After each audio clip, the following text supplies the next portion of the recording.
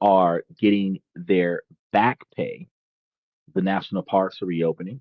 And for most people, it probably feels like things are returning to normal. But that feeling of relief is a dangerous illusion because it's a temporary calm before the next totally predictable storm. Because while the news cycle might have moved on, the fundamental crisis that caused the shutdown hasn't been solved. It hasn't been addressed at all. The bill that reopened the government was just a short term patch, a political band aid on a gaping wound.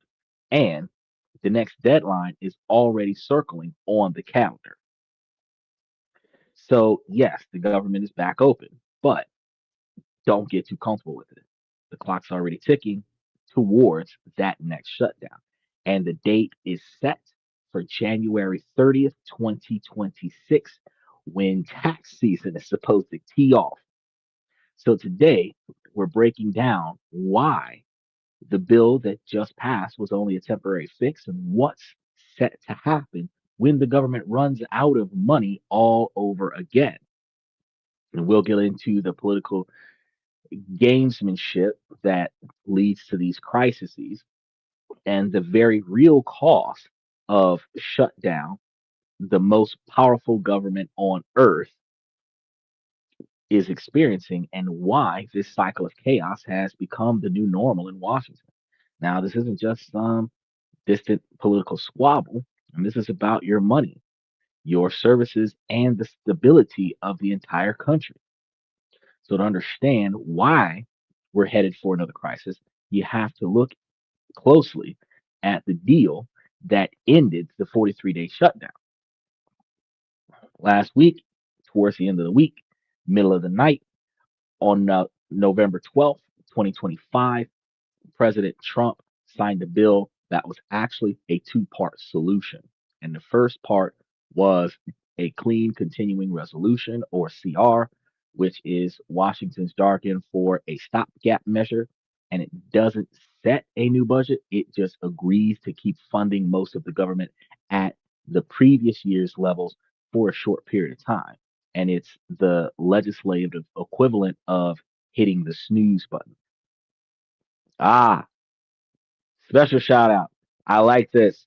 He says the government caused the shutdown. Now, I disagree. Why do you believe that the Democrats are the problem with the shutdown?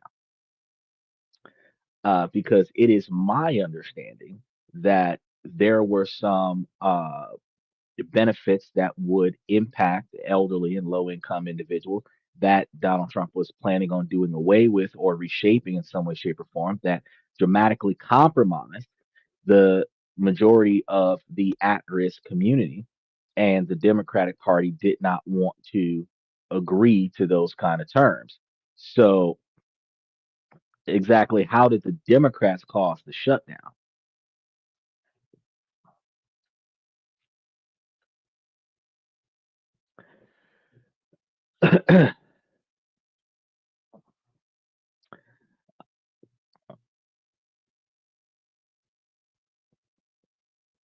Ah, well, if you're going to communicate with me on the podcast, don't be a dumbass. Speak to me appropriately or don't comment on the show.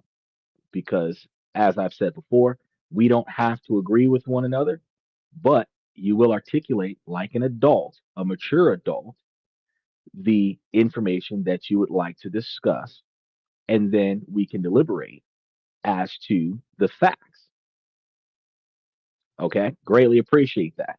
Now, he claims that Democrats want to give illegals free health care. Now, I'm not aware of that. I'm actually, from what I understand, when you start talking about the asylum bills that are being passed, or not being passed, that was already passed before, that anyone who didn't get citizenship officially before they got here, or in the citizenship process before they got here, who files for asylum gets asylum benefits. And the asylum benefits include refugee housing, refugee healthcare, and refugee housing and healthcare is ideally free healthcare and free uh, housing.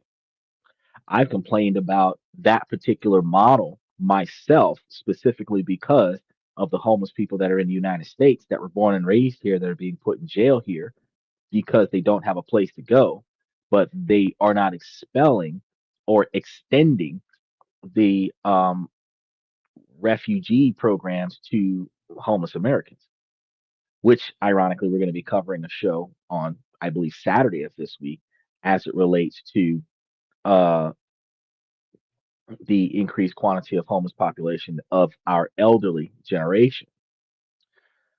Uh, I don't believe that the ongoing funding of uh, asylum, because when you word it as illegals, you're implying that even if they don't want asylum, if they just swing by, they can just jump in and get free health care. Uh, First and foremost, whether they're legal or illegal, if they spend money in the United States, they're paying sales tax, which goes into our economy. They buy stuff, uh, add sticker price, which goes into our economy. Um, and then in order for them to acquire some type of benefit from the country, they would have to register for that, which requires them to then be documented.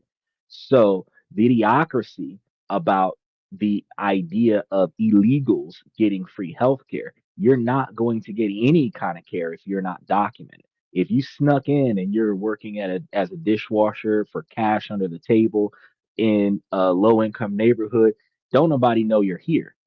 In order for you to get free health care, you have to fill out documents, identify yourself to some degree, and then notify the US government that you're in need of financial services, and then they provide you with those financial services. Now, the illegals are individuals that are here without any notification to the government. Those are the ones that's got Chicago burning down to the ground because the uh, ICE people are out there crashing into citizens and shooting at people and abducting folks that are American citizens, don't even qualify for deportation. And they're just harassing and terrorizing Chicago because of stuff like this.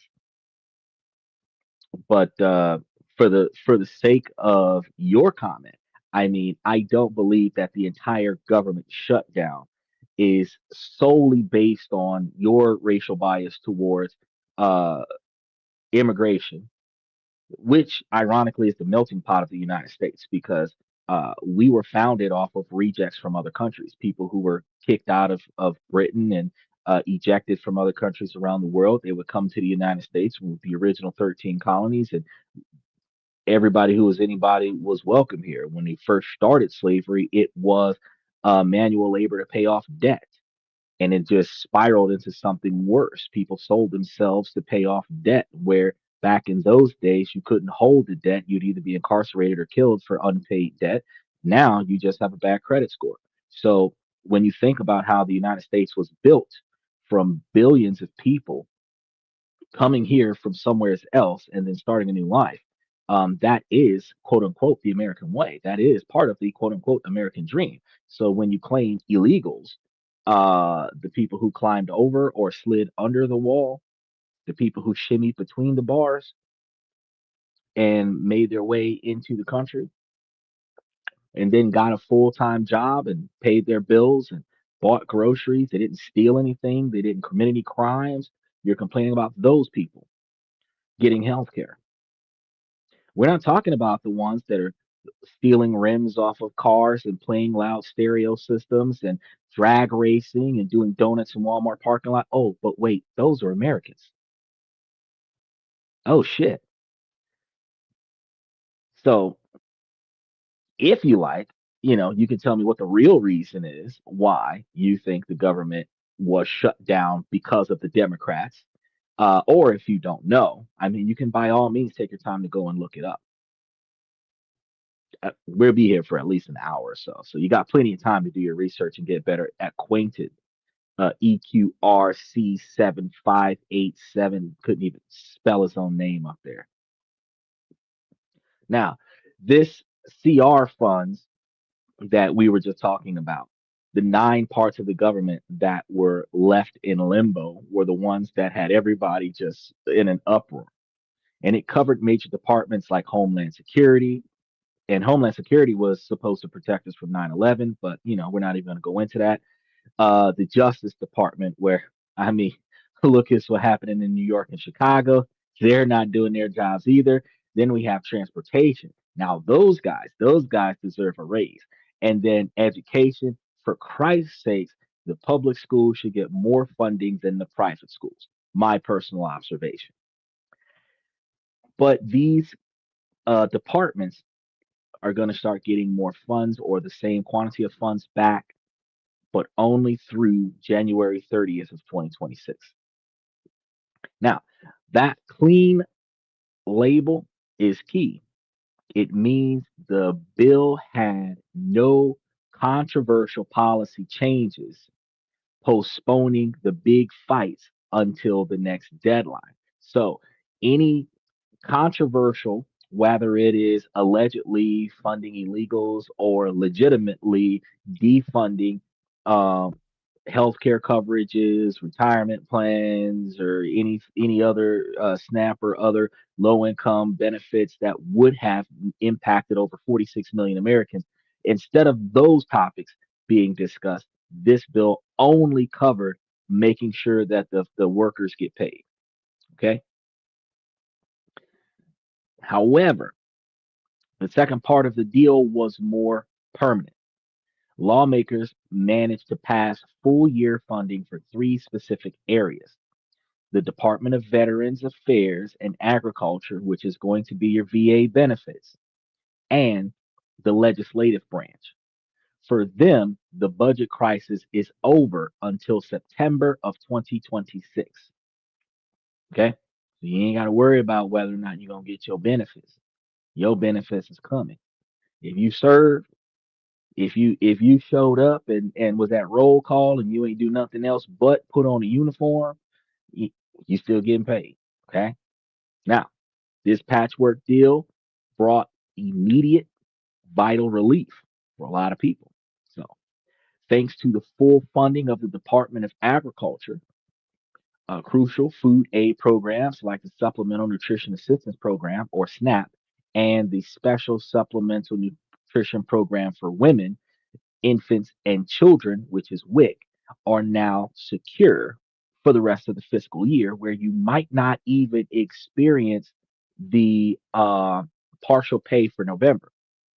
That may as well like have gone away. You might actually get your full benefits released this month and then be back on your regular payment cycle if you get paid at the beginning of the month.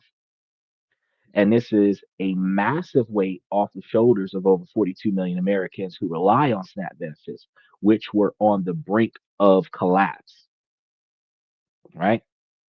But for other services, the fix is temporary. Air traffic controllers, for example, are back on the job with their funding restored, but their agency, the FAA, is only funded until the 30th of January. That's the deadline. Okay. So who gets paid?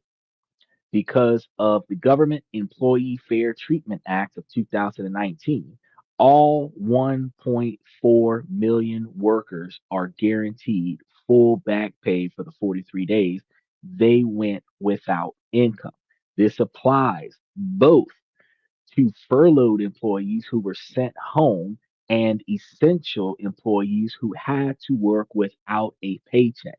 Now, my dog, everybody who was at their house twiddling their thumbs for 45 days should have been spending extra time with their family, because for you to be at your damn house for a 45-day paid leave and then you still got your vacation time, your PTO time, your sick time, that is a blessing and a half. Matter of fact, since this happened, you should have been able to put your PTO time in there and just stick it in right alongside some vacation time and turn your 43 day vacation into like a 2 month vacation and just chill for a little bit. But see, some people they make their uh job their way of life, so they don't want to stay home. You feel me? They want to go back to work. They can't wait to get out of here, right? Now, Michael makes a good point.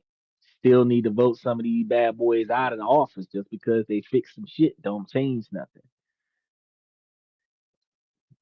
He said, baby boom in 9 months. Well, it's going to happen again. Now, while the White House has urged agencies to get that money out as quickly as possible, it doesn't erase the hardship of drained savings and late fees. Critically, this guarantee does not extend to most federal contractors, the janitors, security guards, and cafeteria workers who also lost their incomes. For many of them, that money is gone for good. They're not even going to get a supplement. Ultimately, the deal was a solution born of exhaustion, not agreement. So, for 9 of 12 government funding bills, it's just reset the clock on a time bomb that we have yet to fully unravel. So, why does this keep happening? You said savings. Yeah, that's right. The savings is out the window. How can the United States, a global superpower by reputation, not by debt deficit, with $30 trillion economy that is in the negative $30 trillion, might we add, not a $30 trillion profit commodity, find itself unable to do something as basic as funding its own government? Well, the answer is a broken process that has been weaponized for political gain. So the way it's supposed to work is pretty straightforward, at least on paper. The government's fiscal year starts on October 1st. Before that, Congress is supposed to pass 12 separate appropriations bills, each covering a different part of the government: defense, agriculture, energy, and so on. Think of it like having 12 budget categories for your household: housing, groceries, transportation, etc. The House and Senate are supposed to pass their own versions, work out the differences, and send the final bill to the president to sign. Simple enough, right? Well, in today's hyperpartisan Washington, that process is a distant memory. Passing all 12 bills on time is now so rare, it's a historic achievement. Instead, the budget process has become the main battlefield for political wars. Look, right? We call it a budget, but we really just arguing over whose bills are going to get paid. It's a calculation of debt since we're in the negative. It ain't really all that much of a budget. If we was free flowing 30 trillion extra dollars through the country where we were positive, I don't think we would have much to argue about.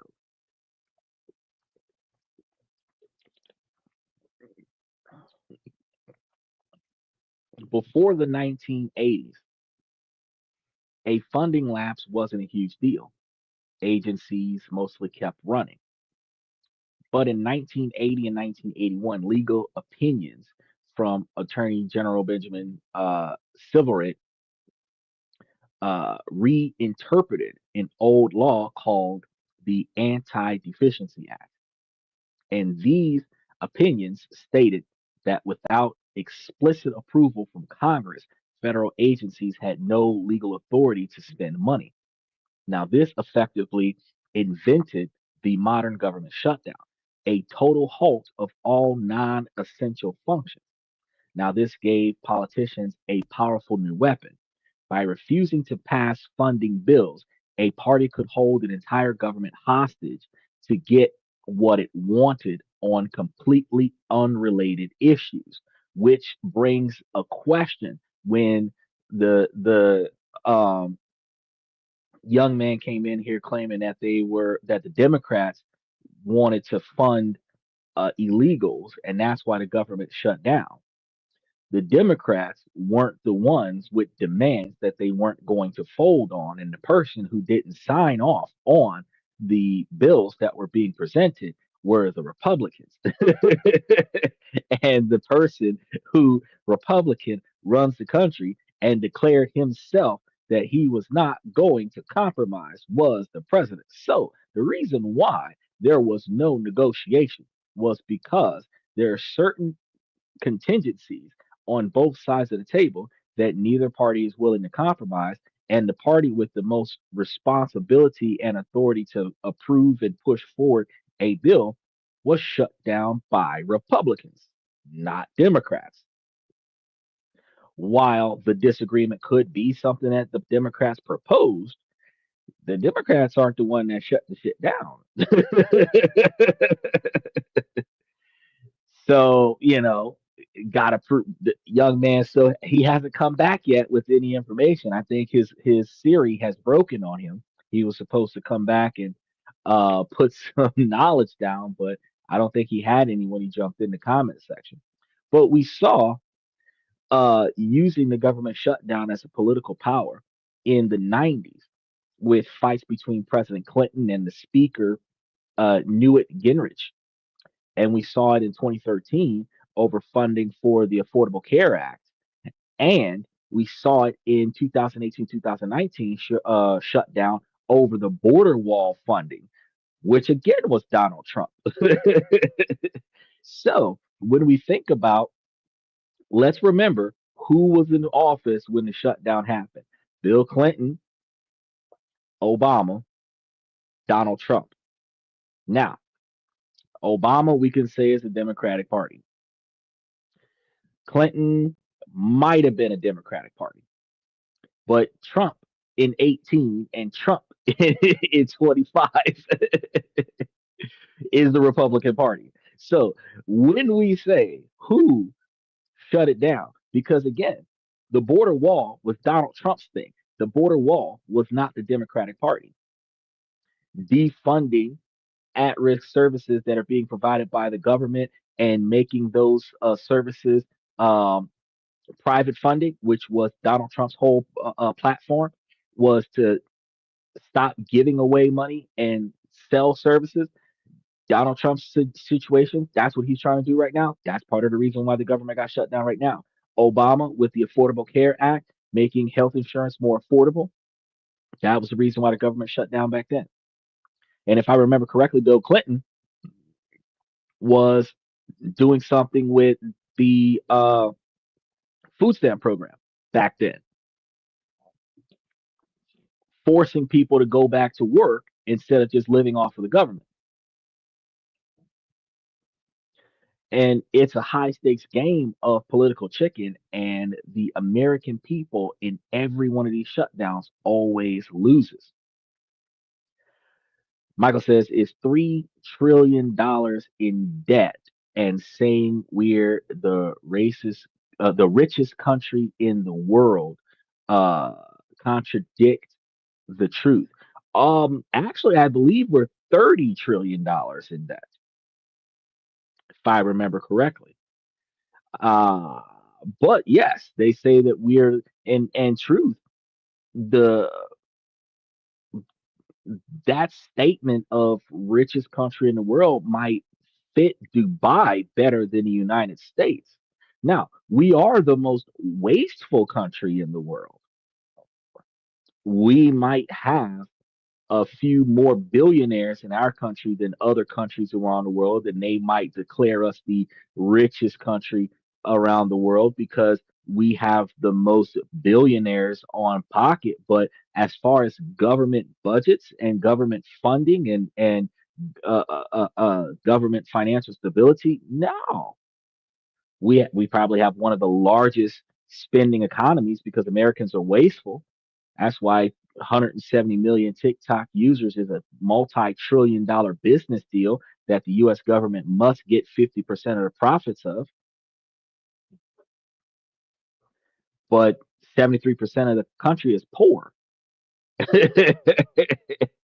So how are we technically the richest country in the world, and the largest majority of us are struggling from paycheck to paycheck? And for the last 43 days, not only were we struggling from paycheck to paycheck, we were panicking because some paychecks stopped coming in. Yeah, good point, Michael. Special shout out to Michael. But this brings us back to continuing resolutions, or the CRs. Because it's so hard to agree on a full budget, Congress is now addicted to these short term fixes. They punt the decision down the road for a few months or weeks, and this creates constant uncertainty. The government agencies can't play long term. Federal contractors don't know if their contracts will be valid next month or not, and the country lurches from one self inflicted crisis to the next, all because it incentivizes brinkmanship over basic governance. It's also important to separate a government shutdown from a debt ceiling crisis. Though they often get tangled together, a shutdown is about Congress failing to approve new money for future government operations. A debt ceiling crisis is about Congress refusing to let the Treasury pay for spending it has already approved. It's the difference between arguing over next month's budget and arguing over whether to pay the credit card bill for stuff you already bought. Both are dangerous, but a debt default would be a global financial catastrophe, while a government shutdown is just an incredibly costly and dysfunctional act of national self sabotage. So we're not actually having the type of debt crisis where we're refusing to pay off our debts. It is just that we're refusing to agree on what we're going to put our money towards going forward. Now, the political games in Washington can feel abstract, but the 43-day shutdown was a brutal reminder that the consequences are devastatingly real. It wasn't just an inconvenience, it was a slow motion disaster that hurt millions of Americans and cost the economy billions.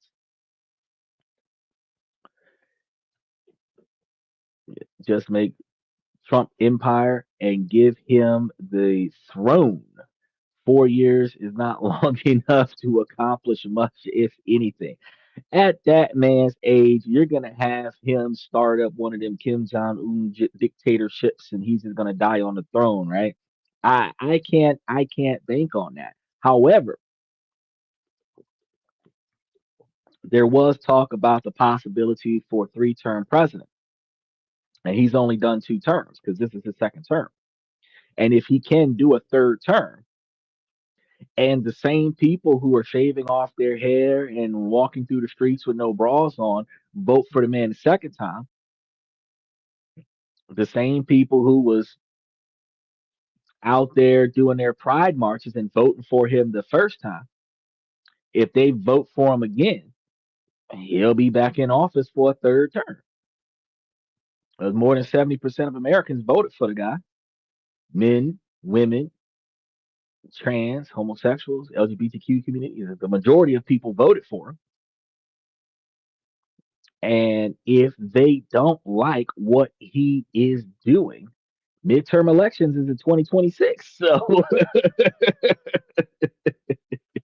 if you want him to stop, now is the time to change your decision.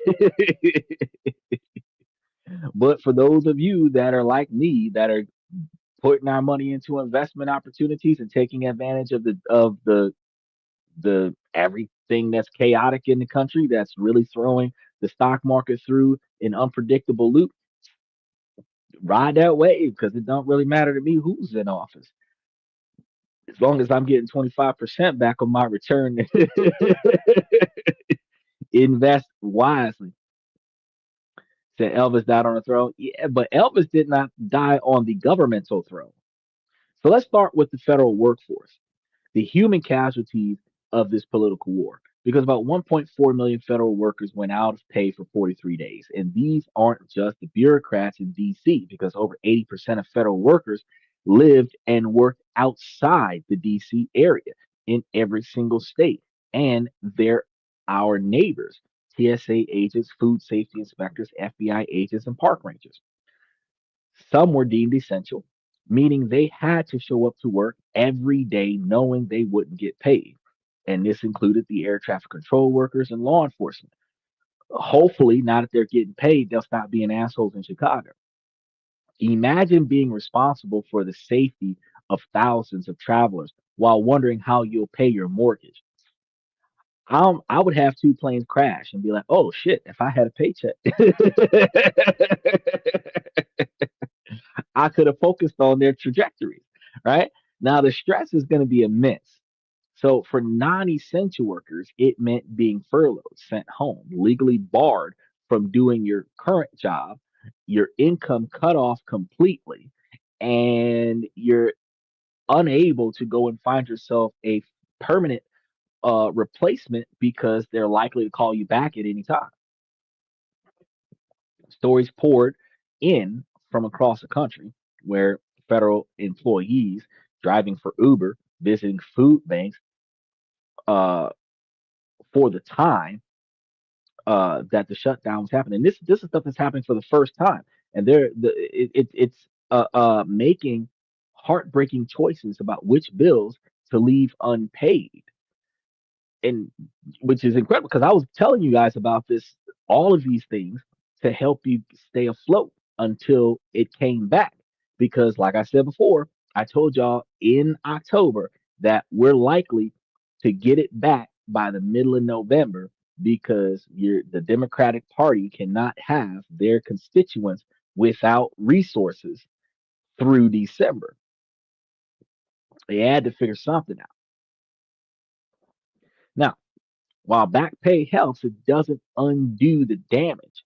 It doesn't repay late fees or restore a drained savings account. And don't forget the federal contractors, the janitors, IT specialists, and cafeteria workers. They lost their income, but for most of them, there is no back pay. Their losses are permanent. They're not getting shit. And the damage rippled far beyond the federal workers because the shutdown was a direct hit on the U.S. economy. The nonpartisan Congressional Budget Office estimated that the shorter 35-day shutdown in 2018, 2019 cost the economy $11 billion. Dollars. Projections for this longer shutdown are even higher, with some estimates suggesting a weekly economic hit of billions of dollars, several billions of dollars. They said the total for 35 days was 11 billion. We lost way more than that this time around, and that's because when the government stops spending, it hurts the businesses that aren't even affiliated, that aren't actually government businesses, because it stops processing small business loans and permits, grinding commerce to a halt, where nobody's able to get a mortgage on their houses. They're not able to get advances. SBA loans aren't being given out as much. We saw this in specific ways, like fewer FDA food safety inspections, the closure of national parks, cost local tourism economies billions of dollars. The strain of the FAA led to widespread flight disruptions. Like I told you guys about one 14-hour flight that I had to do across America for all the delays. It's a nightmare for travelers and a huge blow to the airlines. Key uh, scientific research was halted, and with some experiments ruined completely because it required daily monitoring. Crucially, the shutdown threatened the food security of the most vulnerable individuals in the country, And with that Supplemental Nutrition Assistance Program, or SNAP, helping to feed over 42 million people, that was thrown into complete chaos where the government scrambled to keep benefits flowing, but the system was on the brink of collapse because they were only going to give partial benefits in November and no benefits in December. And that was going to be it. And you know that when your benefits lapse, you get a 60-day layover for 1 month worth of benefits. Well, if they only gave you 1 month worth of benefits or half a month of benefits in November and you not getting nothing in December, if they did kick it back up in January, you might not get your distribution until February. And you was gonna be on a pole or something trying to get the food for them kids because you ain't had no money coming in to cover that. And is leaving millions of Americans fearing they couldn't feed their children as a result of this. And this is the true cost of a shutdown. It's not a budget saving measure. It costs taxpayers billions of dollars, and it's an unmitigated self inflicted wound, and all of it was completely avoidable. It really was. So, with the clock ticking, and it's ticking down quickly, what happens when January 30th, 2026 arrives? Congress and the White House will be right back where they started.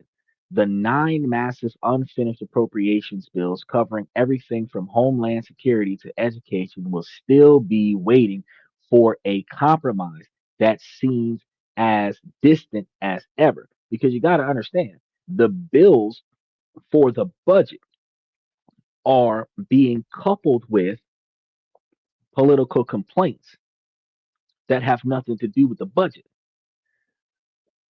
Like the little boy that was on here earlier in the show, blaming Democrats providing benefits to um, immigrants as a quote unquote issue. There isn't a bill that is producing funding for immigrants in the categories that we just discussed. That is a political platform that is being leveraged due to the budget crisis, right? So if that political platform was not being leveraged due to the budget crisis, we wouldn't have a budget crisis. We also got that, what, $600 billion for defense. That's another political issue for the budget crisis. And if that wasn't being leveraged, we wouldn't have a budget crisis.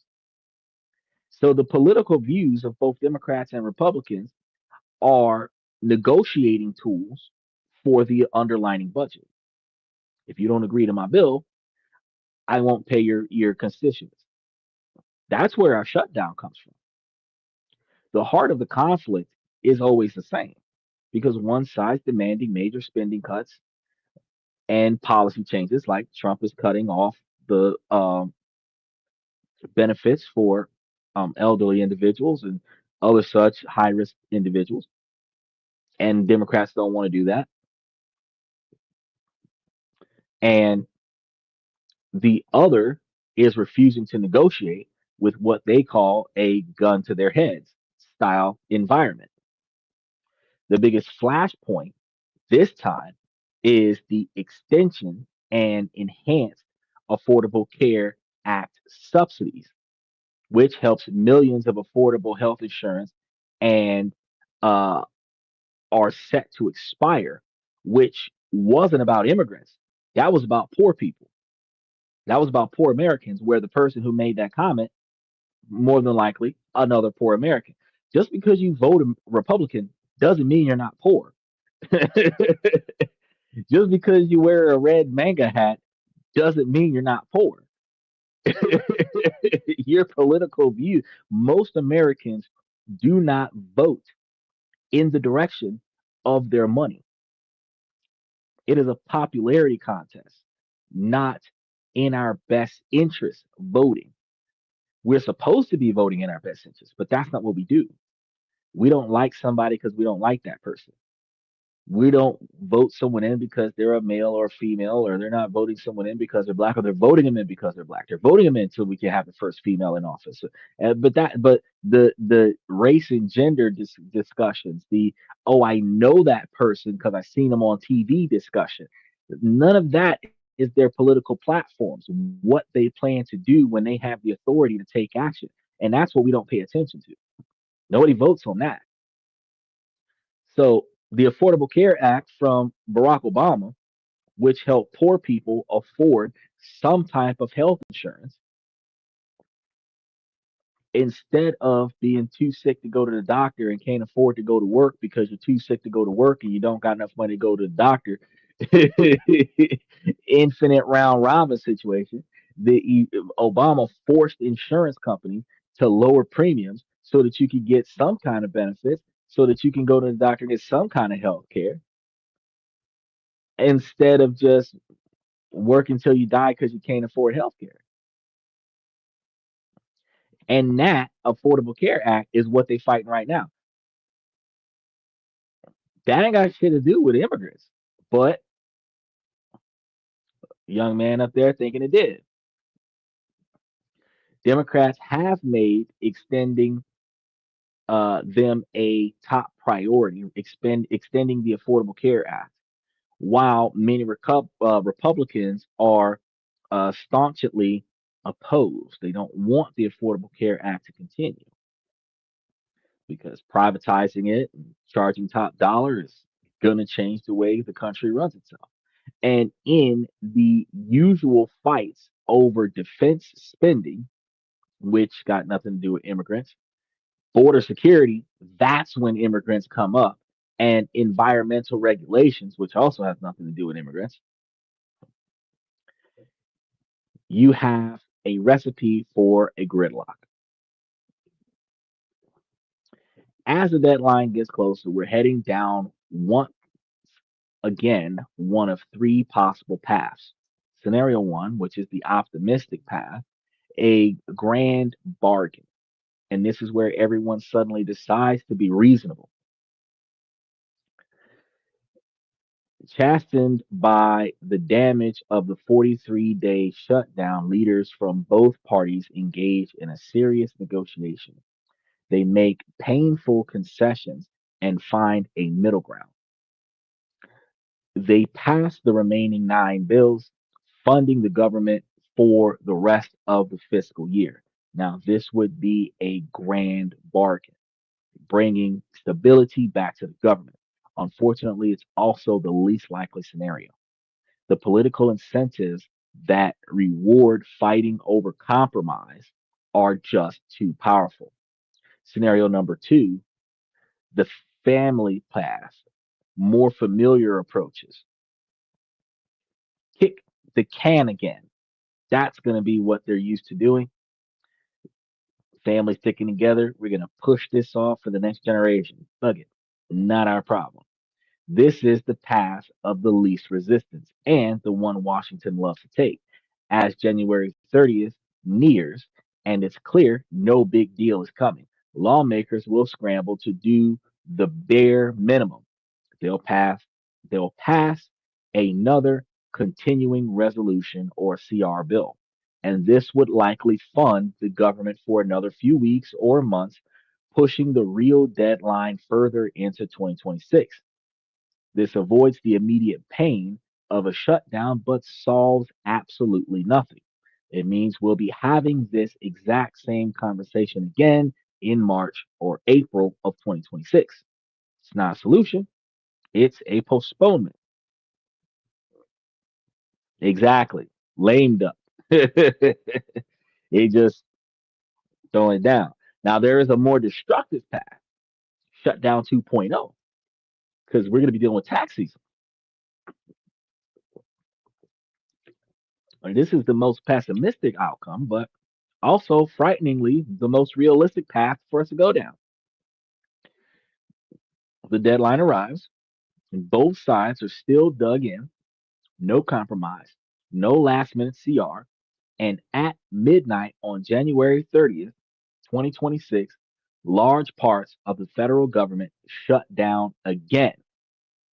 ideally impacting the IRS. And if this happens, we'll see an instant replay of the chaos we just went through. But maybe worse, furlough notices will go out, the national parks will close, the financial and emotional toll on federal workers will resume again, the political bitterness will make it even harder to find a solution. And this isn't fear mongering, it's the logical endpoint of the path that we're on. This cycle of shutdowns and last minute deals is more than just a weird quirk of our politics. It's a symptom of a much deeper problem, and it's corrosive. This isn't just about budgeting, it's about the erosion of trust, stability, and Americans standing in the world. Oh, he said, good. Will the IRS be closed also?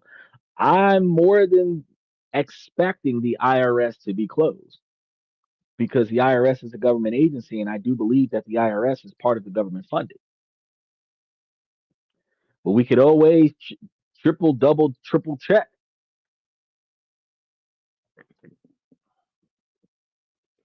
Let's see how the IRS is affected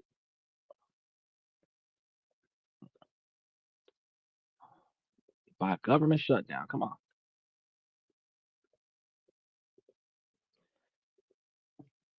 Because I said that, hey, they're going to be on a skeleton crew if nothing else. Uh, so to answer your question, during a government shutdown, the IRS faces restricted operations but continues critical functions to enforce tax laws, process returns, and protect government properties.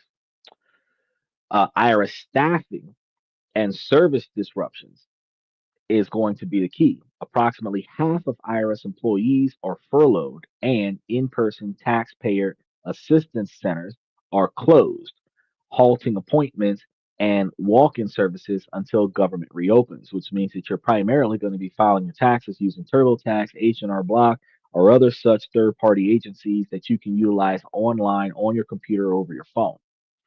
Live phone support is significantly limited, and most automated applications, including IRS.gov and self e file systems, remain unavailable, but responses to taxpayer questions and paper tax return processings are delayed.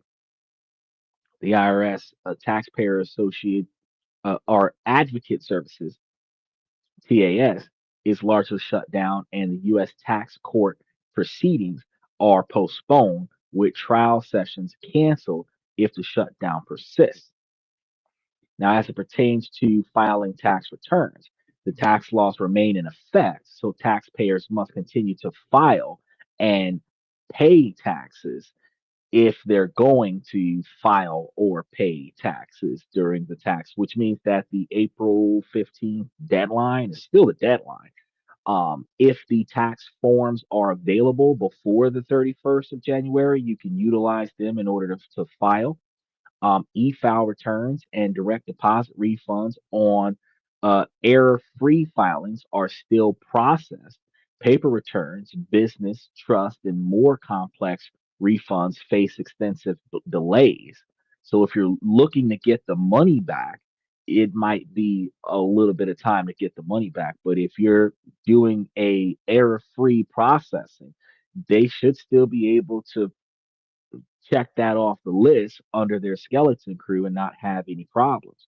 Now, the deadlines for the returns, such as October 15th extension for the 2024 returns, and payments remain unchanged, and interest penalties occur on unpaid balances. So if you owe the government some money somewhere and you haven't given them what you were supposed to give them, then they're going to still charge you for it.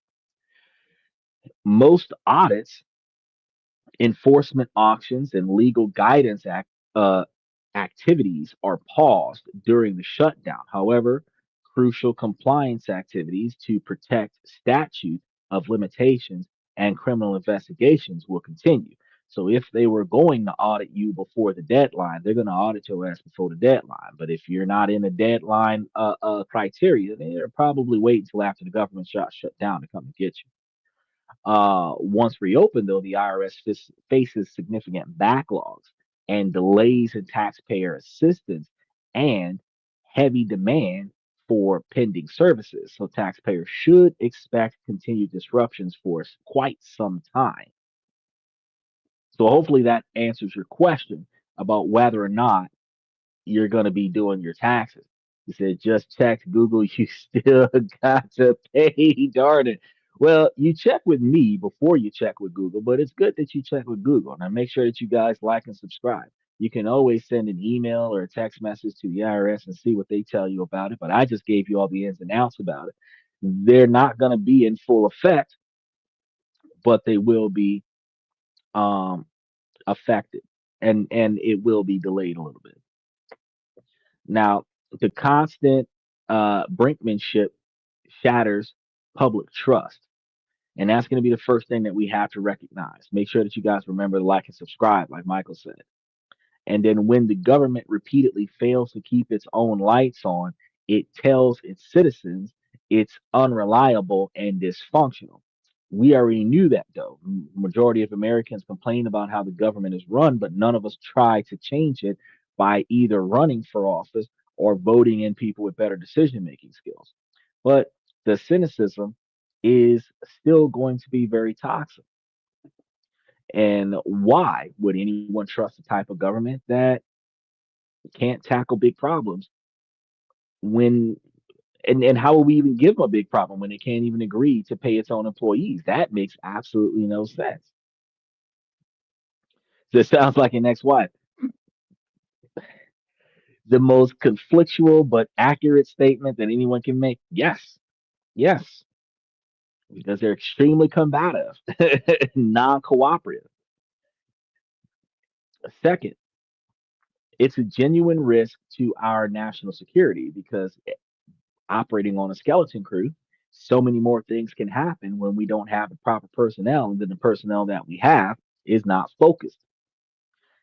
When essential personnel like the military and federal law enforcement stay on the job, but their support systems are crippled, FBI investigations are hampered, and cybersecurity operations are understaffed. Our adversaries watch this. They see a nation so divided, it's willing to voluntarily weaken itself. Our allies see it too, and they wonder if the US is a stable partner. Third, the economic damage goes far beyond the immediate hit to the GDP because the constant threat of shutdowns creates a climate of uncertainty that chills investment and long term planning. The United States has long been seen as the bedrock of the global financial system because of its political stability. Every shutdown chips away at that reputation, making the US look less like a mature democracy and more like a volatile democracy, extremely volatile democracy. And finally, we can't lose sight of the human cost because it's the cost to the public servant treated like a political pawn. It's the cost to the small business owner whose cafe near a federal building is empty for over a month. It's the cost to the scientist whose research is derailed and the family waiting for their tax refund or veterans benefits. This is the bigger picture. We are watching a slow motion failure of core function of our republic. And the issue isn't which party is to blame for any single shutdown, like the Young Bucks tried to jump in at the beginning of the show. That's not really all it's about. Until we fix the underlying problems, we're doomed to repeat this exact same cycle. So here we are. The government is reopened again, but the crisis is far from over. The bill signed on November 12th wasn't a peace treaty. It was a temporary ceasefire for the holidays so that we can have our Thanksgiving, waste of money, have our Christmas, waste of money, and then 30 days after Christmas be back in the same bullshit because it recognizing being in a long and destructive political war has solved none of the fundamental disagreements by passing this bill. All it did was put a new date on the calendar for the very next fight on January 30th, 2026. And what's the solution? Well, we have to get down to the core of who wants what. And then as a people, we have to rationalize which one we're going to get. Um, just bringing up a topic, we had a hardcore Republican dive in here and just immediately blame the Democrats for a topic that has absolutely nothing to do with the budget. And that type of confusion is one of the reasons why we can't agree, we can't get along.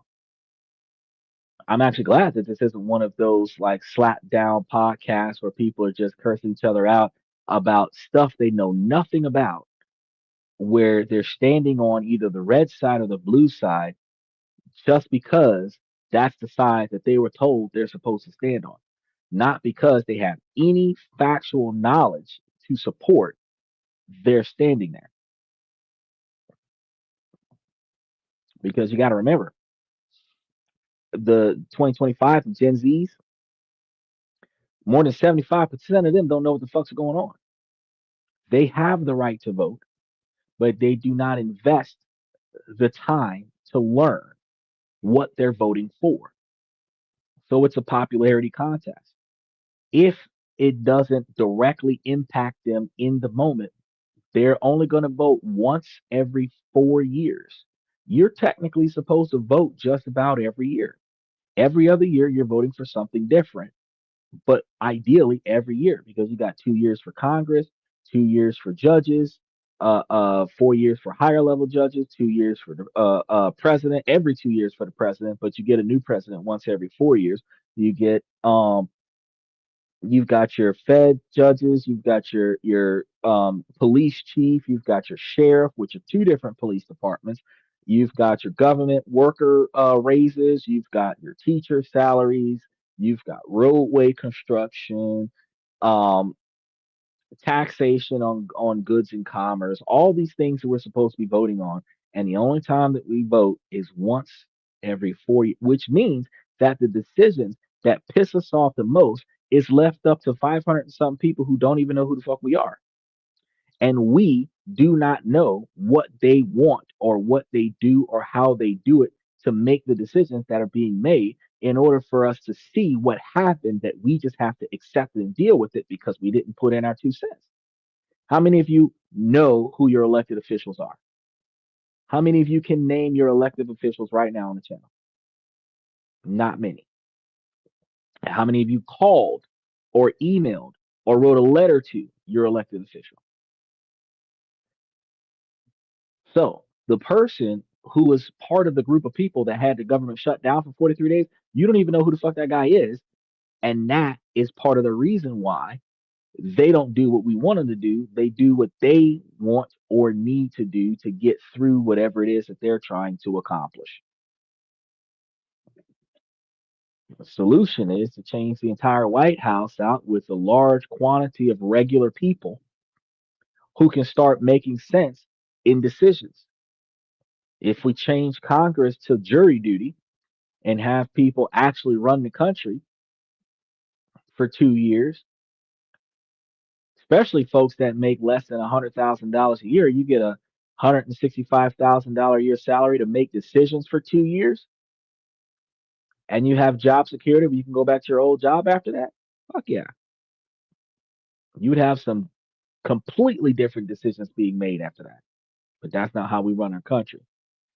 We essentially have pawns who are paid to do what they're supposed to do. Their constituents are not us. Their constituents are the lobbyists. that are funding their salaries and the people who are putting a word in order for them to get a promotion or for them to change seats and get a different backing from somewhere else. Their motivations are not the general population. Their motivations are in that room and the people who control that room. And we've seen how the very process of funding our government has been turned into a extremely deadly weapon. And we've seen the real world carnage that this game inflicts on our federal workers, on the economy, and on public transit.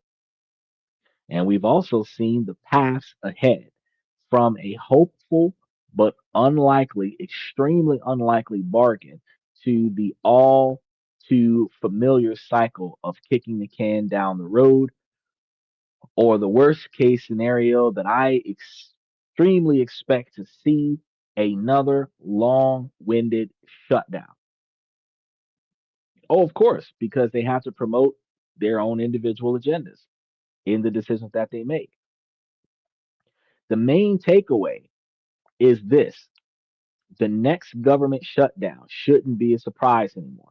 You should be, all that extra money that you're getting back after you pay all the money that you borrow from the folks that you borrowed money from, whatever's left over, you're not wasting it. You're putting it away for the next upcoming. Matter of fact, just start paying all your bills through March right now so that when that government shutdown comes, you're good, because it's about to happen again. And it's not going to be an accident. It's a predictable, almost scheduled event born from a deeply broken system. We've gotten used to this cycle of crisis, but we can't afford to become numb to it.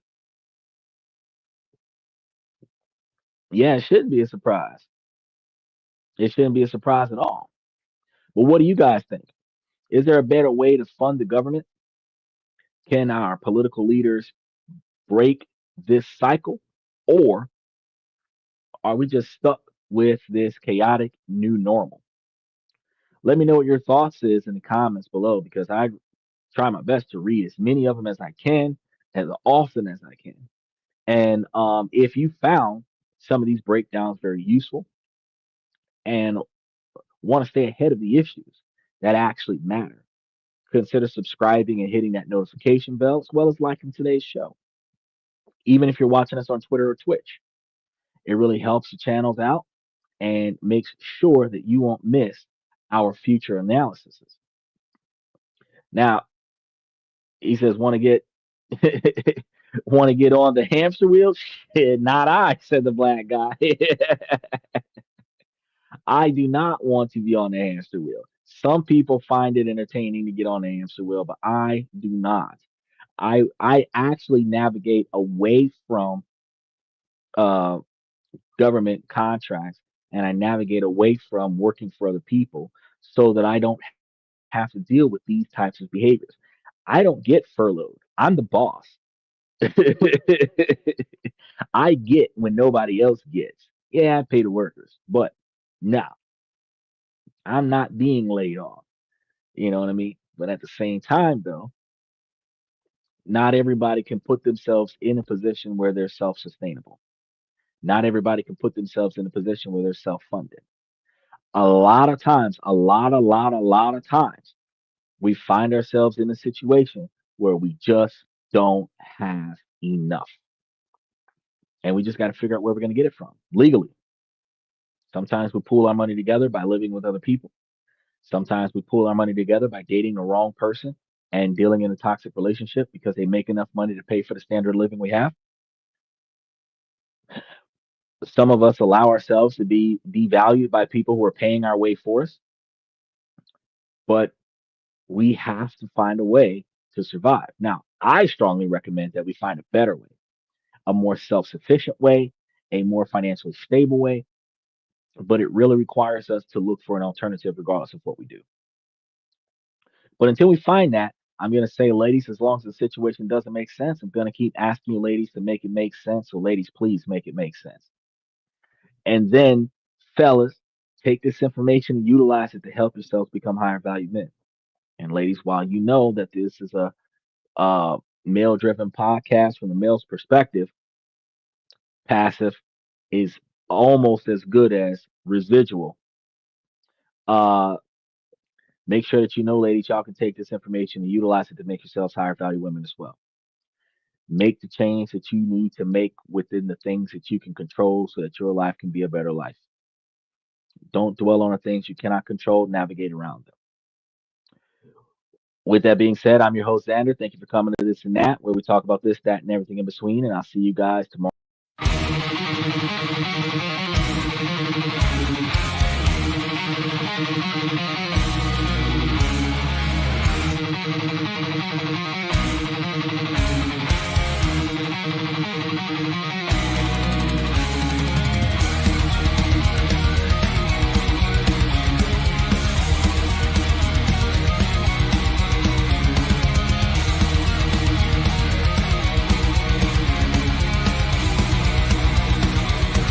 Higher ground.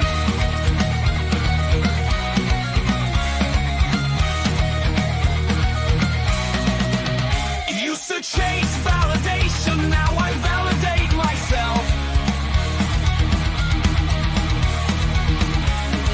Building inner strength, putting doubt upon the shelf. No more unnecessary drama, no more wasted time. Climbing higher, constantly making my own climb. Standing on higher ground where excellence is found. My potential knows no bounds, raising the bar, breaking ground.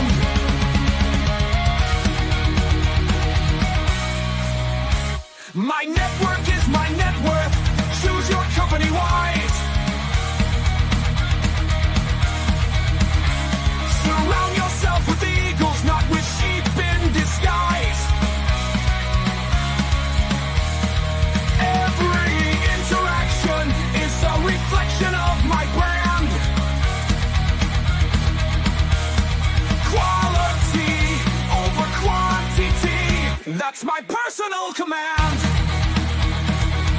I'm not mounted on higher ground where excellence is found. My potential knows no bounds, raising the bar, breaking ground.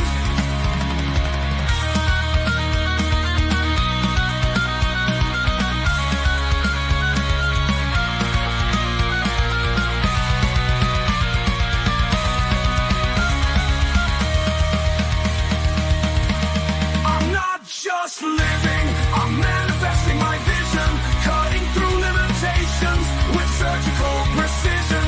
My expectations are my compass, my respect is my shield to mediocrity and chaos. I will never